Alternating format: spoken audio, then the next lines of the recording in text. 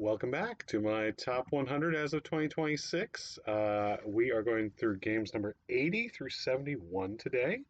Um, Without any further ado, I should say there's three new games to list in here, and there's two games I do not own, but I'll be able to show you both of them. And the first one is Korra: Rise of an Empire, which of course I can show you because this is Mark's copy. So shout out to Mark, who keeps his copy at my house. Um, this game was, let's see, it was 76 last year, so right around the same spot. I did get to play it last year, which was nice. Um, in this game, it's kind of a bit of like ancient Greek city states. They're they're going after various different objectives and trying to do them the best way possible. It's a lot of tracks. Listen, there's a lot of tracks. The theme is like kind of there, kind of not. There's also some card play, which is interesting. Like you do a draft of some cards, and then over the course of the game, you're playing the cards to try and either improve your scoring or give you special abilities and things like that. Um, you also have dice that you have to use in order to do the various different actions. So this is a kind of a weird game in that rolling the dice, like higher numbers are better. There is some mitigation you can do, but if you do roll higher like regularly all the time, you'll have more options than the other people. That doesn't necessarily mean you will win though, because even with low numbers, you can do a lot of good things. So sometimes you have to pivot, you have to change your plans. If you do get totally hosed by the dice, that could be frustrating. But on the whole, I do think it's a really interesting like decision space where you're like, okay, this is what my plan is, but I'm going to wait until I roll a 5 or 6 because I'm trying to max out my population. So I'm going to wait until I get a higher roll before I actually do that thing. And in the meantime, here's a couple other things I can work on. Really interesting game. That is Korra: Rise of an Empire. Number 79 has been on the list for a couple years now. It started at 60, that was 47, 79 now. This is a cooperative game. It is a party game. This is So Clover. In So Clover, you have these interesting little plastic clover things. And on the plastic clover things, you're putting these cards. And the cards have all sorts of different things. So you'll put some cards on the clover, and I can actually probably show you real quick right here.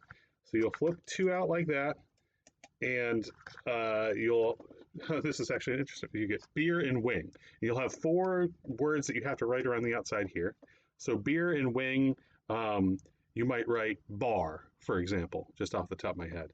And then after you write these all around here, you take off the cards, you shuffle them up, you add one duplicate card, or one dummy card, I should say, like a red herring. And then the other people your teammates have to try to reassemble your board.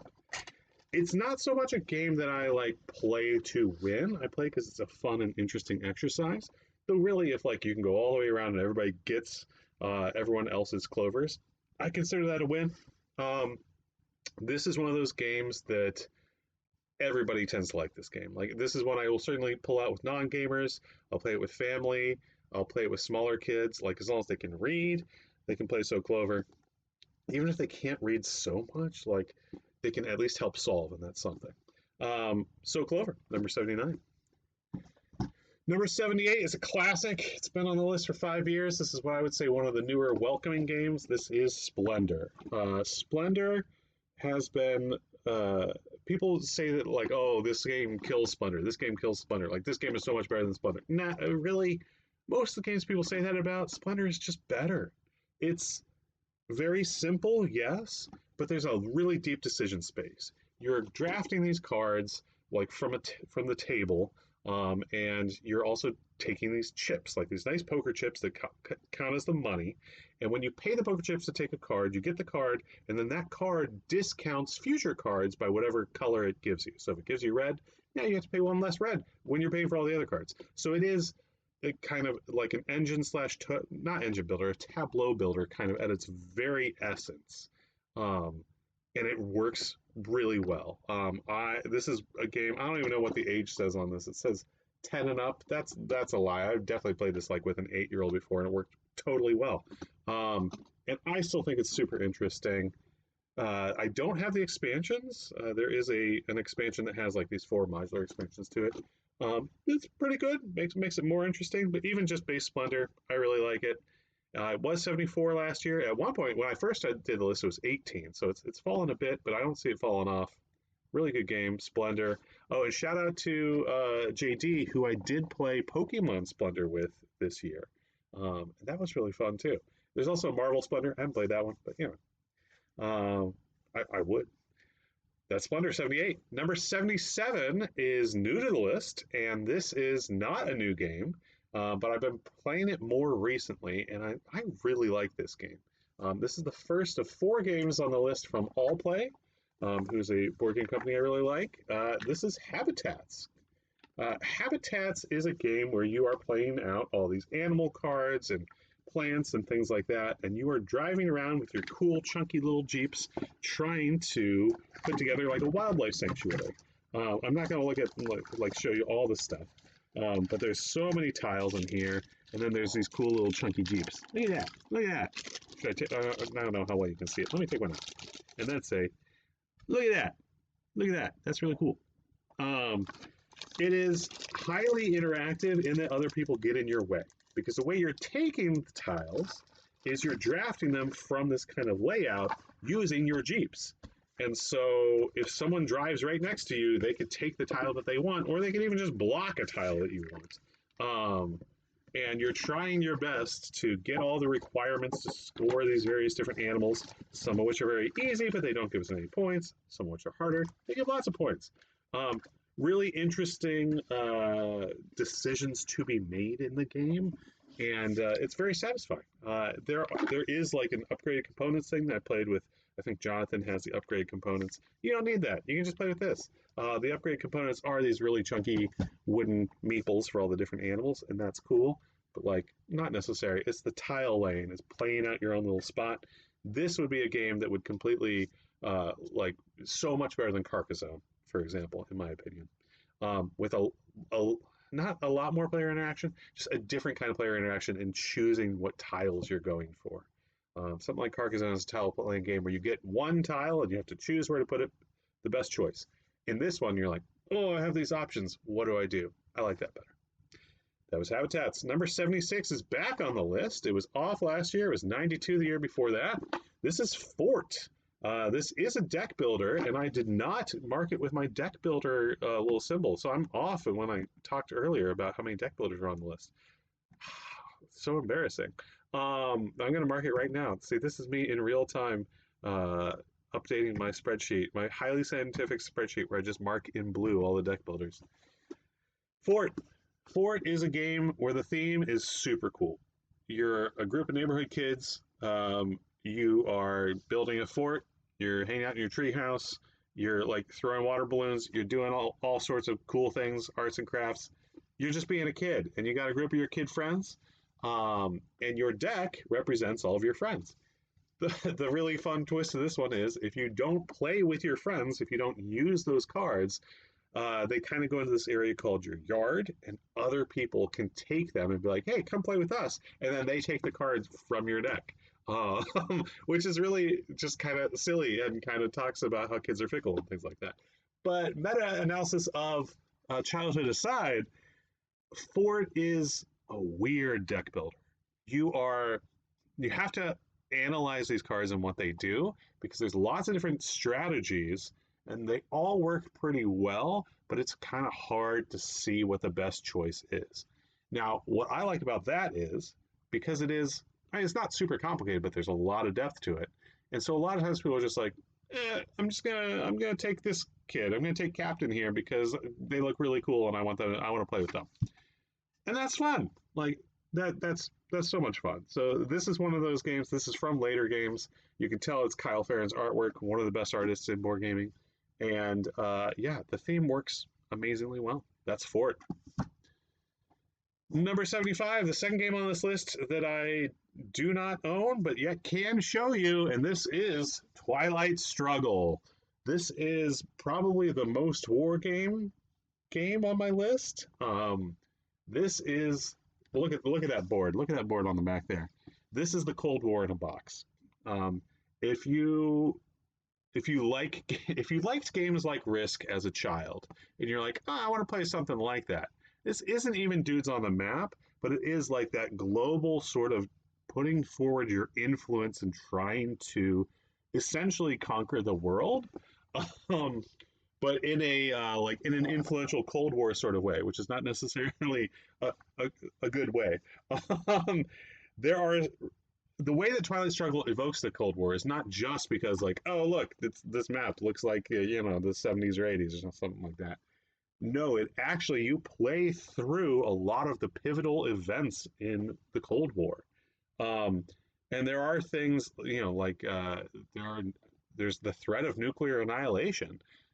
If you cause the world to be destroyed by nuclear weapons, you lose the game. Um, the side note there, of course, should be that everyone loses the game, but like, no, you shouldn't do that. Um, there's another video here that has nothing to do with board games and has everything to do with my fears of nuclear annihilation that we won't get into.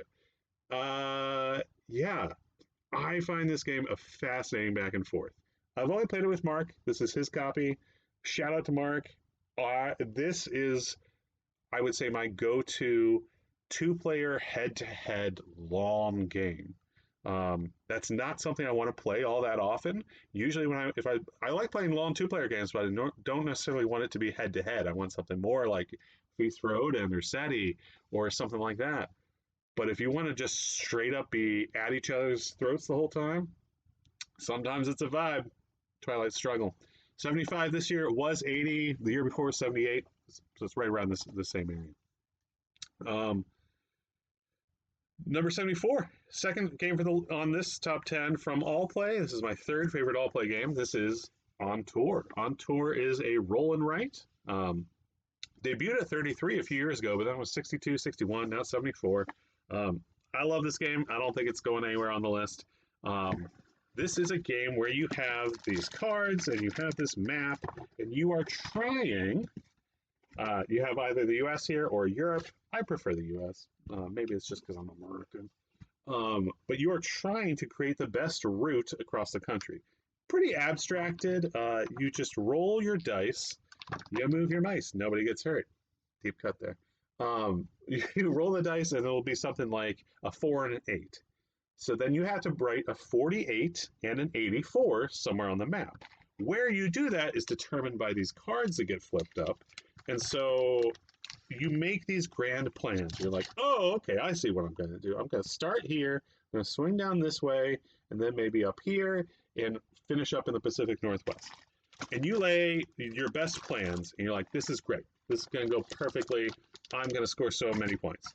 And then everything goes horribly wrong. This is one of those games where it's incredibly stressful because you set up your plans and then you better have contingency plans because your plans are not going to work out. Some people that I know and love, I think in here, especially Amy and Sarah, I don't think they hate this game. I think it stresses them out so much. And I find that very fun to know going into something that your plans and what you're trying to do is not going to work out the way you think it is. Like in a controlled environment where you're safe and it's not important, it's just for fun, it's just a game. That's good. That's good. That relieves pressure from the brain of being concerned about your life. So play stressful board games and play On Tour. I feel like I need to be on a soapbox for all these games today. Maybe I'm just feeling soapboxy. Me every day.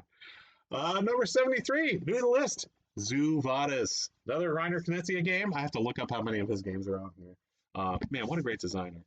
This is almost a pure negotiation game. There's a couple ways you could like play it without doing a ton of negotiation, but whoever negotiates the best is gonna win. The theme is kind of ridiculous. You got these like Gilded Age animals in a zoo still, and then you're trying to get your animal to the top of the zoo. And whoever has the most victory points at the end of the game wins. But if you don't get your animal to the top spot of the zoo, you lose. Good day, sir. And there's not a lot of wiggle room. There's not a lot of room for error there. And you have some, again, very chunky, interesting, cool meeples. Like these are the rhinos. You got all sorts of different animals. And what you're trying to do is you're trying to ask for people's votes because in order to move up the track, you need votes from other players. Well, how do you get votes? You offer them things. You buy votes, just like regular politics. And Or you can do it in exchange for promises. So you can be like, I will vote for you here in this spot right now, if on your turn you vote for me in this other spot right here. And the person will say, okay, I will do that. You vote for them, it gets to be their turn. And then they don't vote for you, Bob. And you have that hilt sticking out of your back where the dagger went in. I'm never going to win this game. Everyone doesn't trust me for some reason. I'm a very trustworthy person. And they all want to stab me in the back, Bob. Uh, but I don't care. It's great fun. I love it. Also, plays up to 7. And there's not that many great games to play up to 7 that are not drafting games. Like, lots of good drafting games. This one's not drafting, something else. Not everyone's going to like it, but I sure do. Zoo Vadis, Bob. Number 72 is Rift Force, which is not Radlands. That's a shout out to last year for the fans. Last year this was 67. The year before it was 66. It's been staying basically right in the same area. This is one of my favorite head-to-head two-player games. In this game, you have 3 different kinds of elementals that you're playing as, and you get their cards. And so you're like, okay, I'm going to be these guys. And they have a special ability, but they all have the same special ability, which is nice. Do I have the expansion here? I was about to say, I don't have the expansion. I wish I did. Oh my gosh, guys, I have the expansion here. I should play this game more. I forgot I had the expansion. I must have picked it up for cheap at some point. I lose track of what games I have because I have so many of them. And I have a spreadsheet, but this is an expansion, so I don't put it on the spreadsheet. It's a 2-player game. It does play 4 with the expansion, which I have done. A shout out to Jess, who I played that with, her version of it. And it was fun, but like really, it's a 2-player game for the most part. And just a lot of interesting decisions. Each person is going to have 3 different factions that are the elementals. And so they're going to have 3 different special abilities, and you have to keep that in mind. A lot of hand management. It's a lane battler, so you're fighting over the various different lanes. Really cool game. Rift Force. Give it a try if you like 2-player head-to-head games. Finally, this is interesting. It's 71 this year. It was 17 last year. It debuted at 17 last year. So it's fallen a lot, and I know exactly why. This is Trails of Tucana. This is a roll and write that is... It's a flip and write, not a roll and write. But it is a flip and write that plays really well with 8 people. And last year I was playing this a ton, and that's why it was so high. This year it's not even that I cooled on the game. I think I like it the same amount. It's just I'm not bringing it out all the time because I've already taught it to a lot of people, and I get excited with shiny new games, which is why I have like a shelf of 75 of them or so, maybe 100. I might have a problem. I might not have an opportunity to play more games. Trails of Tucana, you are making a map through the jungle. Making a map is it's definitely top 10 themes. Have I done a top 10 themes video? I should. I won't because I'm too busy and I have a son and he's great, but I play less games and make less videos now. But look at this. You got this little thing here, and then you're just drawing little routes through here as you go from point to point. You visit all these little spots along the way, and you get points for going from point to point. Great game. Really cool. I love that theme. Oh, wait. Yeah, here's one of the smaller ones on the back where somebody did a little map. They didn't connect all their lines. Who was this? Did you write your name on here? I was about to put you on blast. Oh, you didn't. But yeah, plays well with 2, plays well with 5, plays well with 8. You like it's 2 through 8, really fun. I'm sure it says 1 through 8, right? Yeah, 1 through 8. You don't need a solo mode. Just play with friends. I like playing solo games, but that one would be more fun with friends. That's number 71, Trails of Tucana. Thanks for bearing with me as I rambled a bit. This one's a little bit longer than the last one, but I got to show you all the games, so that's really cool. Yeah, hope you enjoyed. Talk to you on the next one. Thanks. Bye.